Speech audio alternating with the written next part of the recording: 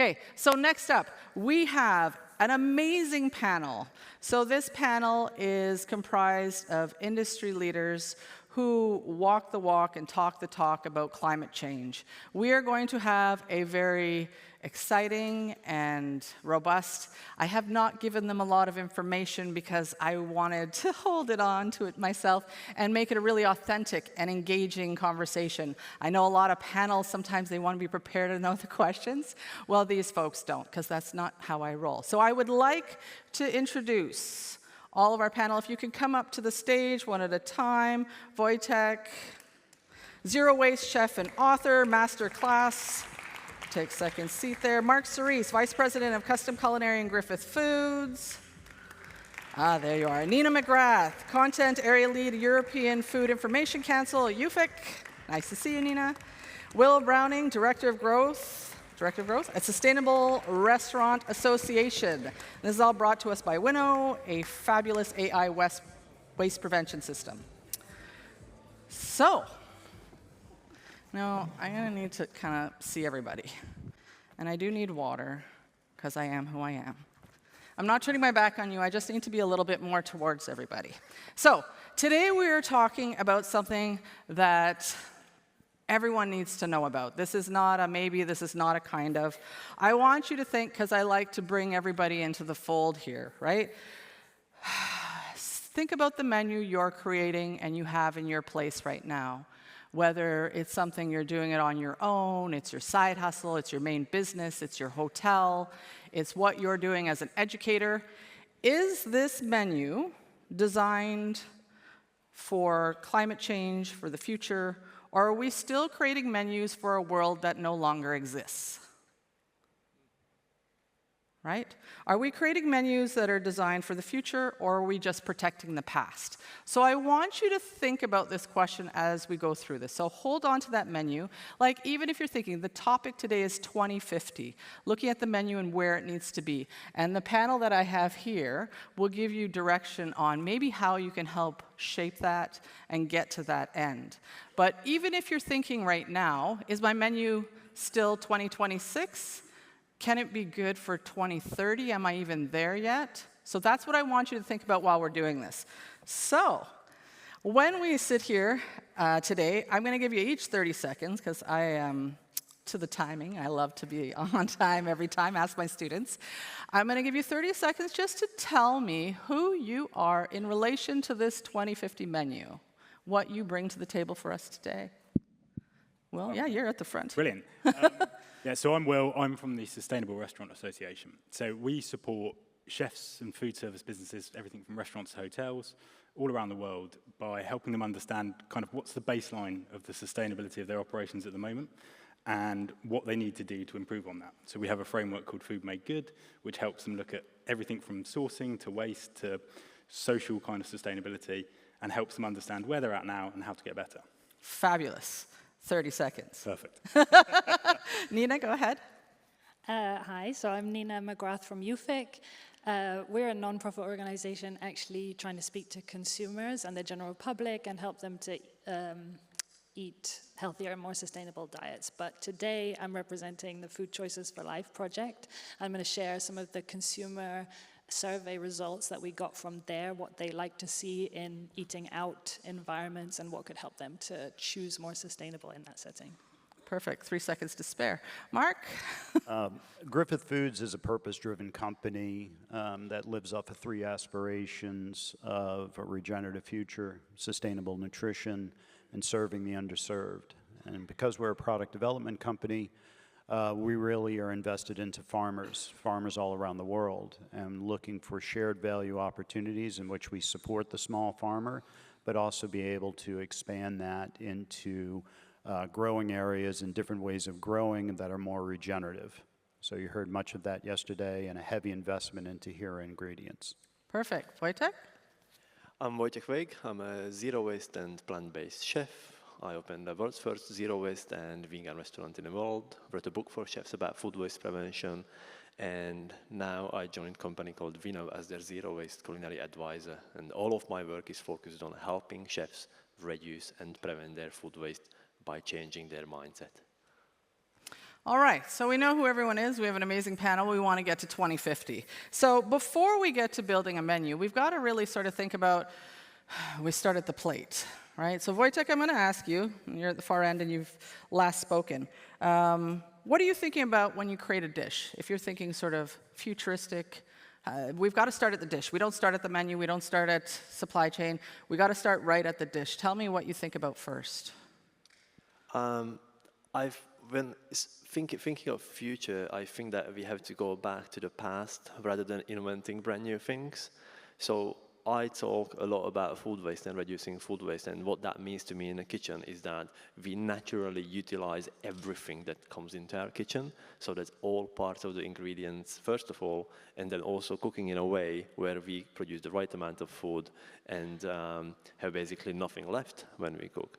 So when I think about that, I don't think that it's a brand new idea. No. I think it's something that we've been doing for a long years, but we kind of forgot along the way on how to implement this in high-paced kitchens and high-paced environment and on a large-scale operations as well. And it's all possible because I've seen it now. So when I think about those dishes, what I'm kind of looking for is that how can I make the most of every ingredient that I use in a natural way, not necessarily having to label it as zero waste, but as a regular cooking. Because to me, zero waste was a standard at one point, and I think that we should bring that back to our menus. Yeah, it was always. Like, can you think of a time where because we all tried waste less, it's cost effective, we know it's what we do in kitchens, but is there a time where maybe you thought zero waste and full utilization actually improved a dish? Like, how could we showcase this? Like, I want it to shine so that we're not saying it's zero waste, but is there a dish or something that you remember? Like, I like to get to nitty gritty. I used to do that actually, where I would say like, oh, like this is a zero waste dish. Like I would take like the root of the spring onions that I would marinate and then deep fry, and it would make for this really nice canapé. Yeah. Or I would use like crispy deep fried and fermented cauliflower leaves, which I would use to like highlight on a dish. But then I thought to myself that like, why do people come to my restaurant? Like, what do you want? You want delicious food, right? Do you necessarily care like how cool I am in the kitchen? I don't know. It's, Yeah. it's what I think about. So I kind of moved away from this idea of every dish having to scream that, hey, I'm so zero waste, look at me, rather than presenting all of these parts of ingredients as a natural and normal thing to eat and use as well. Yes. Because they are fully edible, so I believe they are meant for human consumption. Yeah. Anyone else on this thought? Right. Yeah, Well, I see you chopping at the bit there. Just some of the examples. I mean, I think really similarly, one of the things that, you know, the restaurants that we work with that are kind of doing this best, they sort of almost use the bin as like a menu development tool, right? But it's not through the lens of like, this needs to be zero waste. It's through the lens of what amazing products could we make with this, right? Yes. So a great example is we work with the JW Marriott in Hong Kong, and in the fish bar, they use pulverized grouper bones, fish bones, to make a fishbone fettuccine, which is like the signature dish of the Wow. restaurant, right? But it's not the signature dish because it is a zero waste dish. It's just a Because great, it's fabulous. It's a great dish. Right? Yeah. So I think kind of exactly to that point, it's about using these to create products that stand out themselves. And the fact they're zero waste is great, but that kind of mindset that we see from quite a lot of the restaurants we work with that are doing this well, of, Yes. you know, what are we wasting, and then how could we use that as like the starting point rather than the kind of the afterthought is, I think, a really powerful Yeah. Yeah, getting right to the root of what can we do with everything, and really, and we all talk about full utilization. You've heard it a million times, but how do you make it that it's actually the star, Yeah. right? And it's the creativity and the flavor and everything is there, not because it's zero waste, but because it's fabulous and it happens to be, right?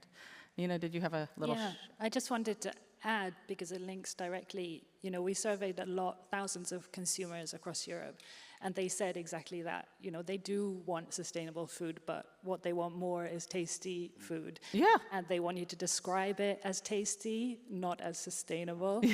I had such a great sustainable dinner last night. It was so okay. No.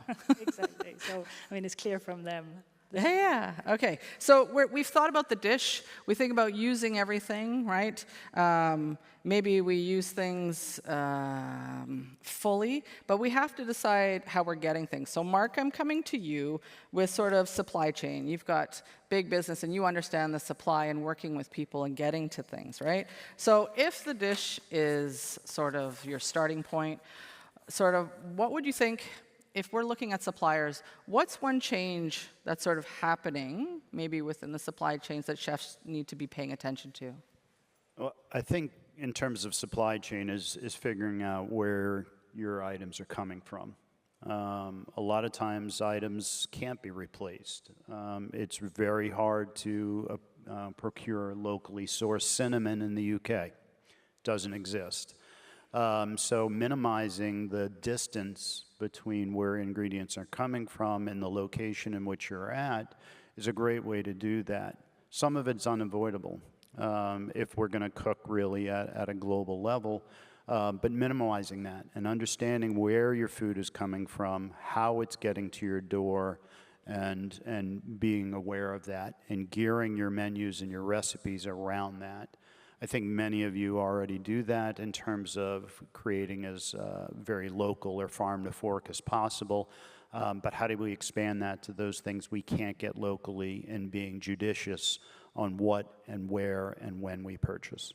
So working locally is a great term, but how do we create, I'm looking at 2030 and 2050, how do we create a real collaboration? Like, how does that happen? What does that look like for chefs? We are busy people, and we need to really showcase. What does that collaboration, do you have any ideas, Will, on that? Yeah, I mean, I think I think there's different ways it happens, but it's about having that long-term and trusting relationship with suppliers that you're working with. And kind of sharing the vision of like what you're trying to create and why you're trying to do it. You know, and that kind of varies. You know, we see varying ends of the spectrum of that, right? We have a restaurant we work with in Germany, Nobelhart and Schmutzig, great restaurant that a lot of people may have heard out. They sort of changed the relationship between kind of chef and producer, where they have a digital platform called Digimized, and they use that platform to kind of collaborate on what crops are growing, what's available, and using that as part of, so, you know, the harvest evolves with the menu in a way. But it doesn't have to be a digital platform, right? We have restaurants that we work with. It can be a conversation. It's just have a conversation. They have a phone, they pick up the phone and they say, we've got some of these left over. Can you incorporate that into your menu this week? So I think it sounds simple, and I know a lot of chefs do it, but it is continuing that behavior of like having that close relationship with suppliers, but sharing that vision of like, we want to improve in these ways. How can you help us do that? Yeah. A lot of the times the things that, you know, examples like that are where the suppliers have things that are going to waste. So if they can utilize it, having that tighter connection, it really matters. When I first started as a chef, I know a lot of times I was like, I want what I want, when I want, how I want it, and I will pay the price as long as I'm getting what I want. And I was a little up here, right? And I didn't create great relationships with my suppliers. But later on in my career, once I started to create those better relationships with suppliers, I realized, I said, oh, you've got something cool that's out now, because this is what I'm trying to do. I'm trying to make things better this way. I'm trying to improve that way. So you can work with suppliers, massage that, and start to make that relationship work towards what you need it to be, right? Yeah, I mean, it pushes you to innovate, right? And to challenge yourself, right? If you've got an ingredient and you sort of think, well, what can I do with that? You know, I think all chefs like a challenge, right? Yes. So it's, it's there as well. Yeah, so we've got our dish, right? We figured out what we want our dish to look like. We've figured out our suppliers. We know who we want to work with. We've decided we want it to be local. We don't want it to be coming from too far. We want to be thoughtful of our consumers and not make it too net zero on everything. How do we share this in a menu? Who has thoughts on this one? Oh, yay, okay. I have a clear suggestion based on what we heard from those people. Okay. We looked at all sorts of different things, and by we, I mean some of the partners in the project, just to shout out to them, the University of Touche specifically did this research. They looked at menu placement, putting things at the top of the menu, you know, how things are described, and the winner is the recommendation from the chef. So whatever you put as the chef's special, the chef's favorite, dish of the day, this is the one that they take. Really? This is a real stamp of approval. So if you put your sustainable dish as the chef's special, then you'll increase. Mental note, right? That's the one that's going to sell. That's the piece that you need to know, right? And if this is what consumers are saying, I would never believe that as a chef. I would think it would be a farce, something they're trying to push off on me. But on the consumer side, that's fabulous to know. Is there any other sort of design or thought process? I think, you know, social media and as menus and websites, being able to tell that story, even if it's just a small blurb or kind of the ethos of a restaurant or an operation, is that being able to put it out as a platform to tell people what you're doing and how you're working on it as a way to get that information and tell that story. So if we create this menu and it has, you know, we've got chef's favorite, we're not putting too much of that sustainable choice, zero food waste, right? We're keeping it just looking beautiful. How is this changing, like, does this change consumer behavior, or is there a psychology behind what they're going to choose? Is there any sort of design? Wojtek, do you know any of this sort of fun? If you were to put it on a menu, what would be something that you would shift so that you think it would make people order it? I'd say that stop trying to make it separate from the rest of the menu. That's what I've seen as a success in selling zero-waste dishes and also vegan dishes, especially in hotels and like luxury properties, Yes. where the guests are not essentially price sensitive, but kind of framing sensitive, I would say. So when I put a dish on the menu and it's gonna say that this is the zero-waste dish, then, I mean, you are not going to the restaurant, hey, I'm gonna have a great zero-waste dish now, but I want something delicious. So like flavor-led descriptions, Yeah. like describing that what what is the flavor of the dish, and also maybe in some regions staying away from highlighting that I use some sort of a byproduct. Yeah. Like I don't have to, like if I make You're feeding me garbage. Fabulous. yeah, exactly. Like I might make like a salsa from watermelon rinds, but it doesn't have to be called a watermelon rind salsa on the menu. It can be Yes. called watermelon salsa. Yeah. It doesn't have to be It's called still watermelon. yeah, you know, like an upcycled fritter or something. It's Yes. vegetable fritter, and it's up to me what vegetables I used. Yeah. Right. So it's always this not trying to separate this from the rest, because people don't like to order things that makes them feel like, hey, I'm getting something else than the rest of the table, or the rest of the people in the restaurant. So I Yes. just want to have the same thing that is delicious. Okay. Yeah, Well- I think just to build on that, we've got a great example of that recently. We did a working group with the universities we work with, and they said they did a meat-free Monday as, you know, a trial to reduce their emissions, and all of the students were angry, were not happy.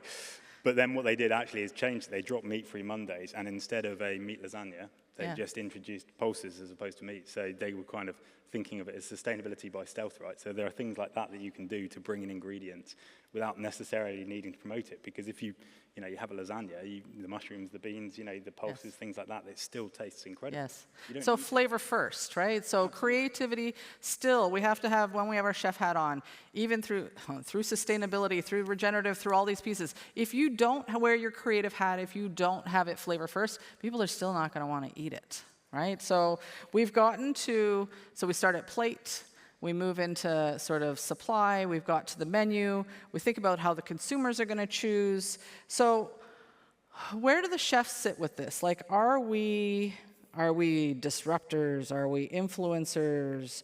Are we reacting? What are we as chefs in this role of creating this 2050 menu? Thoughts, Wojtek? Yeah, you're there. Well, whether we like it or not, chefs are influencers, because a lot of the trends and the food habits of the public come from what chefs present on their menu and what they cook in restaurants. So a lot of trends have started in the kitchen, whether the public knows it or not. And chefs are definitely hold some sort of authority in the public eye. So if the chefs consider an ingredient or particular style as trendy, or now this is the new thing that we should focus on, the public is going to pick up on that. You can push your ideas and preparations, whether it's through the chef's recommendations on the menu as well, but generally like setting the trends as well. And I think that applies to chefs more than we realize in our kitchens, because our influence goes beyond our kitchens. Thoughts?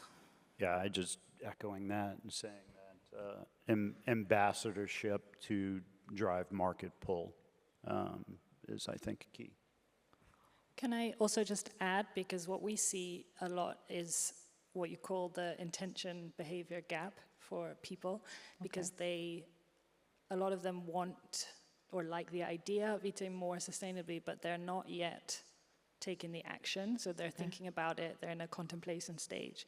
And I think chefs can really help to close that gap and make it easier, at least in a restaurant environment, give them the choices that could help them to choose better, because they need that little nudge, and the chefs are the ones who can do it. Absolutely.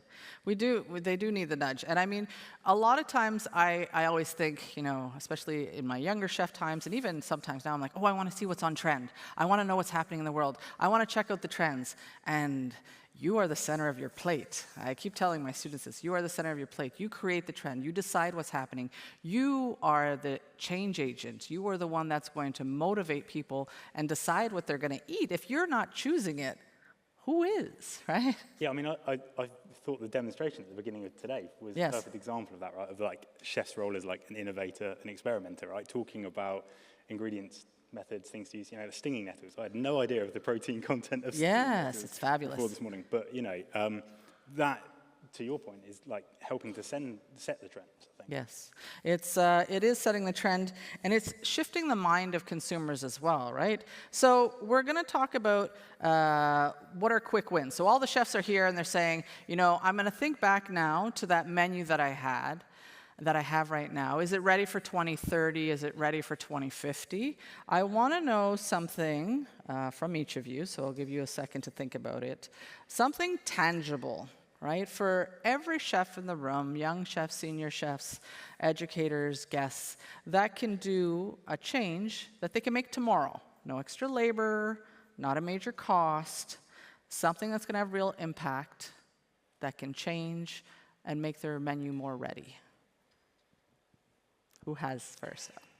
Oh, you're both got your mics. Okay, go. Yeah, after you. First of all, if you want to like see that what we're actually wasting in our kitchens, then like we have to know that what is it that we should actually focus on. So I would like take like one step back in the process and first start measuring my food waste in the kitchen or tracking it to see that what is actually in my bin. So I actually know that what I should focus on, it's not just like a blind kind of a selection. So I would say like go one step back in a process and find out what is in your bin. Start measuring, start tracking, and then decide based on that. And then you can move forward with it, right? With real, clear, meaningful process. I speak to a lot of chefs, and there is this general perception like, oh, there is no food waste in my kitchen. It's just the essential things. Or yeah, or they tell me like, oh yeah, but it all comes from this and that. And then you start measuring the food waste, and you realize, oh well, actually not. There is a lot more food waste than you think, and it's not coming from where you think. So if we don't know what is in our bin, then we don't know what we have to reduce and focus. Fabulous. Okay, so next person, I want to hear a real change that can have impact on their menu to help move them towards that 2050. You have a thought? Okay, Will? I'm happy to go, yeah. I'm ready. So I think it's a bit of a mindset of if there are things that are creating waste, whatever kind of waste in your business, sort of thinking about, is this something that the guest is actually wanting or actually kind of asked for? Okay. So I'll give a tangible example. A few of the hotel groups that we work with have stopped giving bread as a kind of a default meal, but they actually bring a trolley that front of house come out with, and they sort of slice bread kind of to order. Oh, fun. So a little change, and obviously a little bit of extra work there, so kind of not ignoring that. Yes. But actually, it actually adds to the guest experience, right? Because as opposed to just being handed a roll, they're kind of, you know, get to choose which one they do. And it's like not automatically pouring water, same idea, right? Yeah, so I think it's like things like that, sort of thinking about where you have these touch points. You know, if you get a lot of wasted bread at the end of the day, sort of thinking, do the guests actually want this anyway? Guess not. If there's lots of waste, then is there a better way that we could do it? Yeah, because then you can still use the bread at the end of the night for something else if you need to, because if it goes to the table, then it's to the garbage bin, right? That's a great change immediately. I like that a lot, and it's not a huge cost. It maybe has a person who's already going around and doing that. Love it, love it. Thoughts? My first thought went to not thinking of the challenge as an all or nothing thing. So we know, obviously, that chicken and fish, you will already have a big environmental gain if you replace, for example, beef or lamb with one of those. So you don't need to go to a completely bean restaurant. You can make incremental changes that also will bring people along more easily because they're more open to just switching out for chicken or fish, for example. So we don't need to do everything in one step and become fully, plant-based restaurants, but slowly, by incremental changes, we can also have a big impact, actually, cumulatively. So eating more plants, trying more things, tasting less. Okay, tell me, Mark.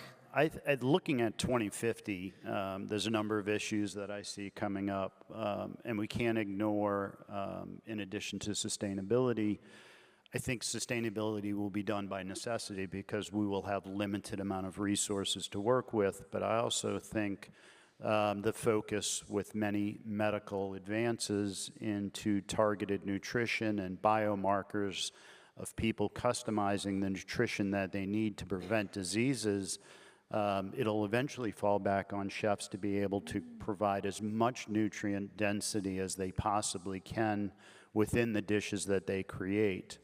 So I think it's going to be a very customizable future in which we're going to have to deal with less availability, yet providing the most amount of nutrients on the plate. Yeah, that's great. Thinking about the nutrient density, that is a great touch point into the next. So what is a habit? Because some of the food we serve is fabulous for people and some is not, and we're not all nutritionists, dietitians, like I said yesterday. We are chefs first, right? So what is a habit that we need to stop? What is something we need to stop doing? Something that won't exist in 2050. What are you, in your crystal balls, you're looking at, here's 2050, right? It's right here. Here's our kitchens. You can see it. What is that thing that needs to stop? Look at Wojciech's smile. They really don't know what I'm going to ask them. It's super fun up here for me. I'll tell you one thing that needs to stop, and not by 2050, but needs to stop today, and it's saying that it's always been this way. Because a lot of us doing that. I always done it this way. Why should I change?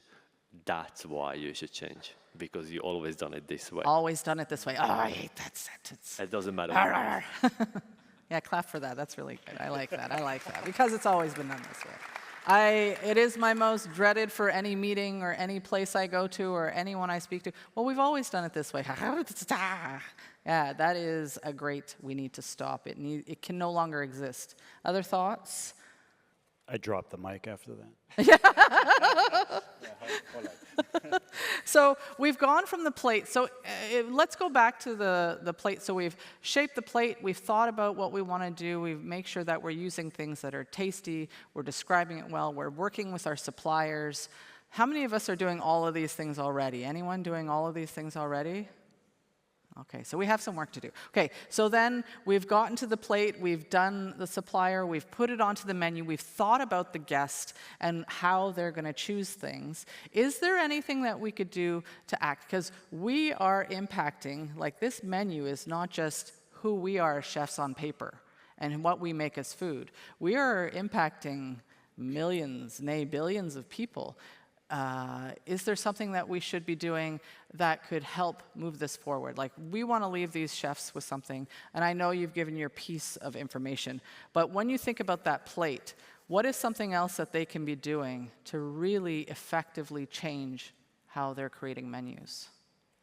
I think one of the things we always encourage the chefs that we work with is it sounds simple, but to kind of share your wins and share your challenges. Okay. Because although we're all working in different restaurants, different countries, you know, a lot of the challenges we face are similar. Okay. So, you know, we've talked about a number of different complex areas to kind of create this menu of 2050. Yes.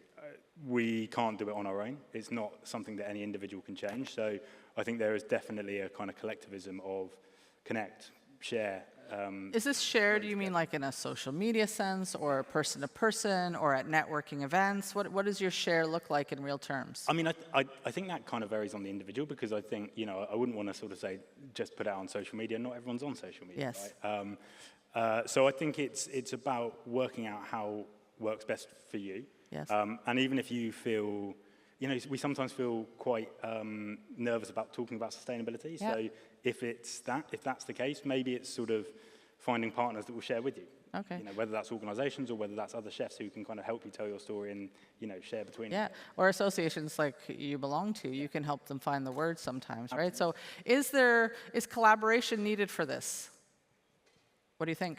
Oh, absolutely. I think, small individual changes by chefs.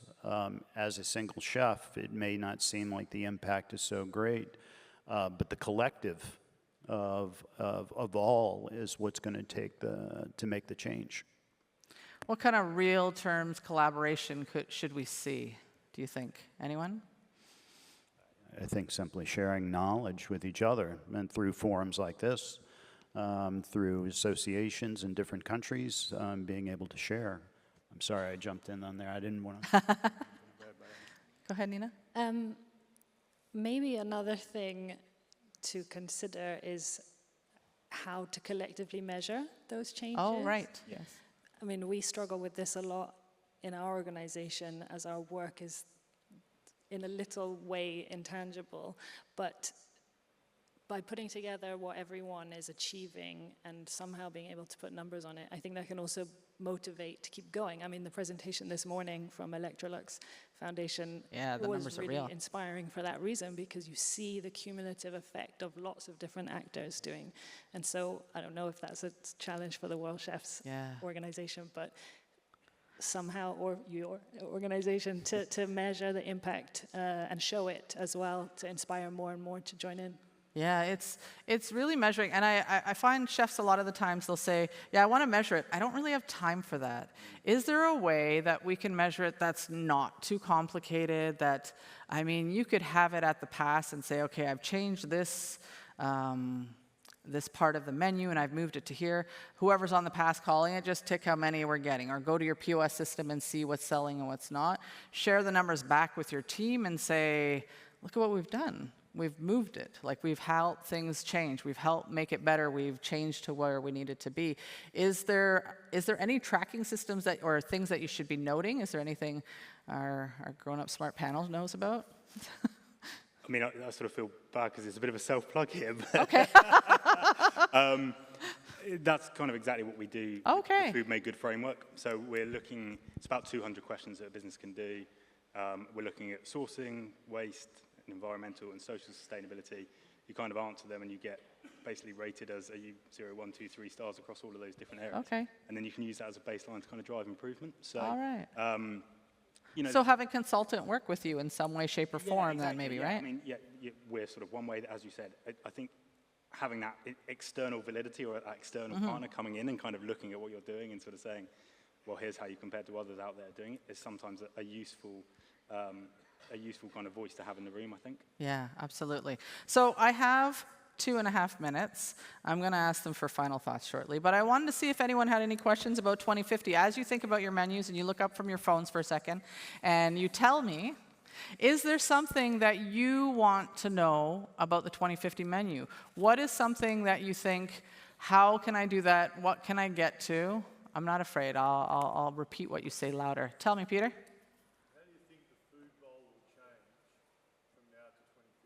Food bowl, like what's available, yeah. So how will the food bowl idea or food items change for the 2050 menu? What does that look like? Chefs, I know, crystal ball, it's very fun, right? I hope it changes for the better and that we will use more of our ingredients that we are not using anymore. Yeah. I think that there is so much variety in fruits and vegetables that is not on our plate. Like 80% of all the vegetables consumed is 5 vegetables. That's like carrot, onion, cucumber, potato, and one another thing. There is like thousands of varieties of everything that we don't even have access to, or the seeds are not being stored, the ingredient is not being grown anymore. I really would like to see this kind of variety back in our plates. Nice. So it's not just these 5 or 10, the basic ingredients that you see in shops and everywhere. But there is this heritage, Beautiful heirloom biodiversity. varieties. Yeah. For all types of food. So seeing more varieties, and that's going to be driven by us. That's not going to be driven by anybody else. I've seen growers in Ontario, where I'm from, actually go out of business because the chefs stopped wanting the ugly tomatoes. They were the best tomatoes in Cookstown, Ontario you could ever get. But because the chefs started out saying, oh, I want the ugly ones, we'd pick them out of the back of the truck, downtown Toronto. And then they started coming and they said, oh, but can you get the brown and green striped ones? Oh, but I want them this size. They had to throw away so much, they actually had to shut down their business. We are the driving forces often of what's being changed. Because not only you say, well, the grocery stores are too, but the grocery stores, and this is me on a rant a little bit, sorry. The grocery stores are being decided by consumers. And the consumers are being fed by us, and we're creating the trend. So we're seeing, we're it. We're really the full stop in the middle. I was talking to someone yesterday. You have the full supply chain of agri-food coming at us, and we're deciding trends. We have all the consumers there, the waste on both ends. We are the full stop of where things are changing. You need to see that we are that, right? Yes?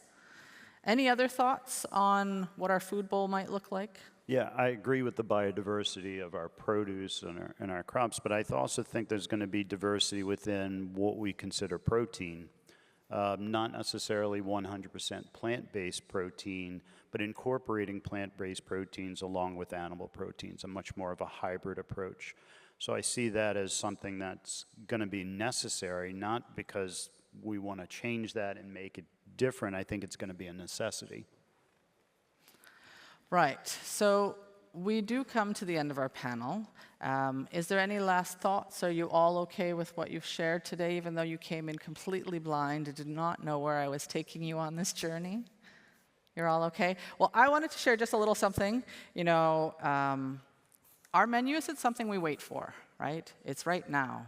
And we decide the future, we decide the trends, we set the plate for whoever's coming in. So our choices, as I say in everything that I do, every choice you make matters, and start making these ones so you're looking at that 2050 menu. Thank you all, and thank you all. Thank you.